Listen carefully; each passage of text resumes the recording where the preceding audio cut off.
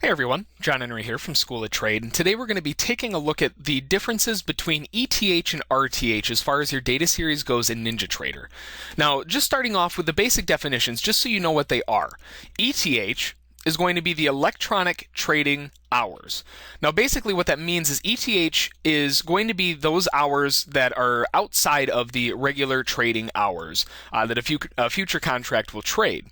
Now, typically, RTH in the electronic market will match the same opening and closing times that the equivalent pit-traded futures will be trading for. So as an example, looking at crude oil, an RTH chart is going to show the pit hours from 9 a.m. to 2:30 p.m. Eastern Time. So ETH is going to basically be 24/7. But continuing on, now, looking at this, after RTH is completed, there's usually a short break of about 30 to 60 minutes, which the exchanges use for maintenance and running batch processing jobs, etc., etc. Once that's done, the ETH session starts, and this runs overnight until the following morning when RTH starts again.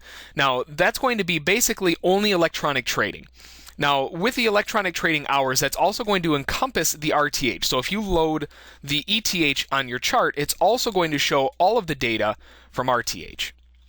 Now, looking a little further down into RTH, RTH is going to stand for regular trading hours.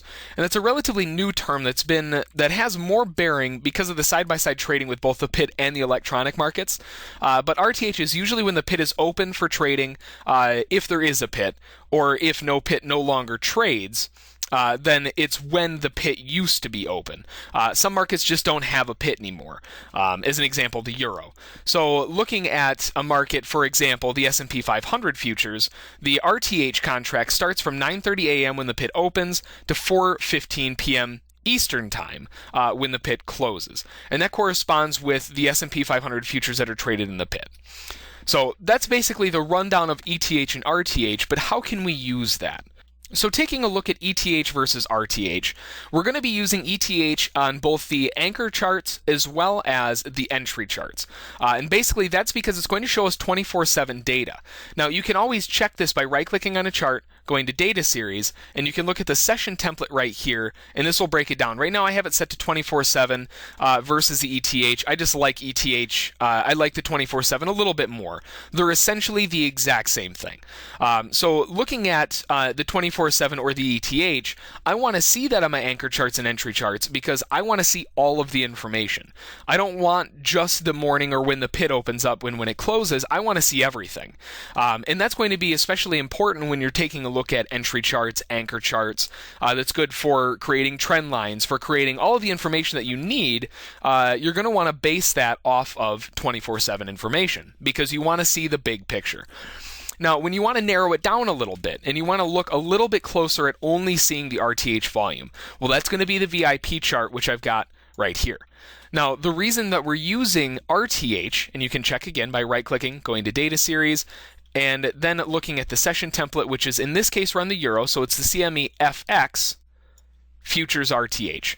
And the reason we want to see RTH on this is because this is our market profile chart. Now, our market profile and market profile in general was designed for pit trading. So it only makes sense to put it on an RTH chart where you're only seeing pit hours.